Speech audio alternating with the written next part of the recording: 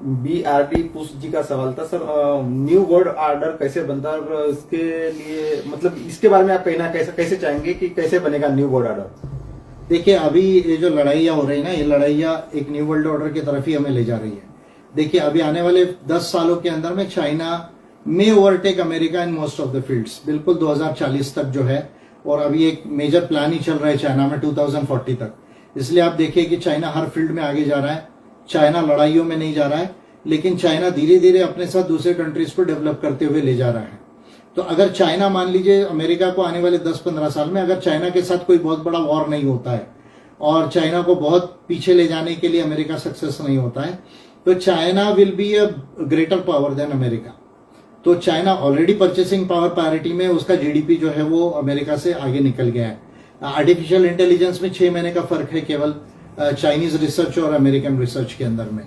और बाकी critical minerals में तो आप देखिए कि चाइना के पास में बहुत बड़ा क्रिटिकल मिनरल्स है।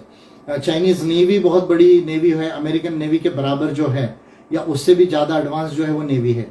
एरोस्पेस में देखिए चाइना, अब जो बैडू कॉन्स्टेलेशन है वो जीपीएस से अच्छा माना जाता है, बैडू कॉन्स्टेलेशन।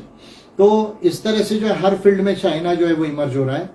रशिया का एक एक्सिस है चाइना के साथ में, उस एक्सिस में नॉर्थ कोरिया और रशिया और चाइना, ये एक एक्सिस है। जितनी मिडिल ईस्ट और इस्लाम को मानने वाली कंट्रीज है उसका कहीं ना कहीं इनडायरेक्टली चाइना के साथ में अलायंस है। यूएई और बहरीन को अगर आप छोड़ दे, तो सऊदी को अगर छोड़ दे, तो चाइना के साथ में उनका अलायंस है। अभी रहा नेबरिंग पावर जो है इंडिया है। इंडिया कितना इमर्ज हो पाता है और इंडिया इंटरनेशनल रोल की प्ले क्या करता है, इंडिया में किसकी गवर्नमेंट रहेगी और किस तरह का जो आने वाले 10 साल में जो है 15 साल में इंडिया रोल प्ले करेगा, उससे भी एक चीजें जो है वो इमर्ज होगी। अमेरिका नाटो का जो एक पुराना अलायंस है उसके साथ में वो ग्रो करता है या नहीं करता है, क्योंकि यूरोप जो है इकोनॉमी तो ठीक है, रिच कंट्रीज है, लेकिन अभी इंटरनेशनल लेवल पर एक मिलिट्री पावर जो होना चाहिए, उसको ग्लोबल जो आउटरीच होना चाहिए यूरोप की, वो उतना नहीं है। हाँ, बिजनेस में European union is very good actually, बहुत उसका बड़ा बिजनेस, रादर अमेरिका से भी ज्यादा बिजनेस यूरोपियन यूनियन का है वर्ल्ड के अंदर में।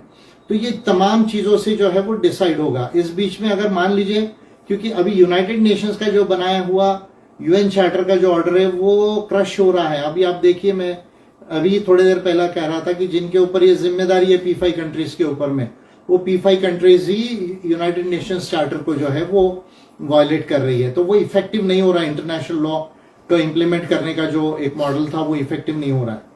इस बीच में अगर मान लीजिए चाइना का इमरजेंस होता है और अमेरिका धीरे धीरे जो है वो एक सेकेंडरी रोल में आता है, और चाइना किस तरह का फिर जो है इंटरनेशनल रूल्स को जो है रूल बेस्ड ऑर्डर को बनाना चाहता है, और उस समय में इंडिया जैसी कंट्रीज है या यूरोप जो है वो क्या कहती है, तो उससे ये डिसाइड होगा कि किस तरह का जो है वो नया वर्ल्ड ऑर्डर बनेगा।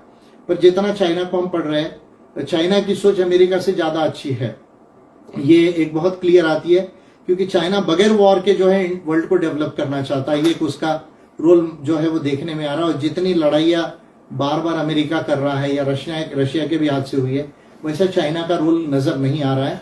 चाइना बहुत रेस्ट्रेन के साथ में जो है एक पावर बन रहा है और दूसरों को वो सप्रेस नहीं करना चाह रहा है। ऑफकोर्स बिजनेस में एक डोमिनेंस है चाइना का, that is a different story. तो मैं समझता हूं कि अगर चाइना एक मेजर पावर करके इमर्ज होता है तो एक बहुत बड़ा रोल होगा। और चाइना क्योंकि खुद कोई एक रिलीजन या आइडियोलॉजी को या कल्चर को जो है प्रमोट नहीं करता, वो डोमिनेट नहीं करना चाहता उस चीज को, तो दुनिया में एक नए तरह का जो है वो विचार इमर्ज हो सकता है। एपीआई ज्ञान विज्ञान मानवता की